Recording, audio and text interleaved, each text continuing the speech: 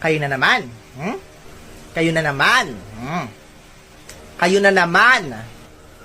Miss Chicana, sa dami-dami ng pwedeng pag-inumang lugar, bakit sa school pa kayo nag-shot-shot, ha?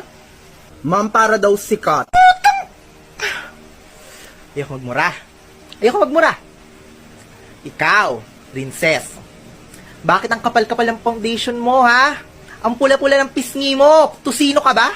Madam, foundation day naman Pinipiloso po mo pa ako. Gusto mo dagdagan ko yung blush on mo? Tignan mo nga kung ano yung laman ng bag mo, ha? Laman ba yan ang bag ng estudyante? Ma'am, di lang naman pa ako gumagamit niyan eh. Buong section kaya sa akin humihingi ng lip tint at saka pulbo kapag uwian. Tapos pag wala ako, sasabihan nila ako na malandi.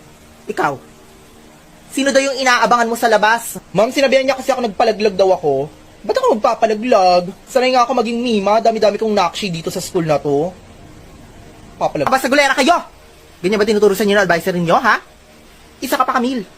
Ano din mga status mo sa Facebook? Pinaparinggan mo daw si Jessa? Ang sinabihan po kasi ako, ang dami mong dada, wala ka namang palag.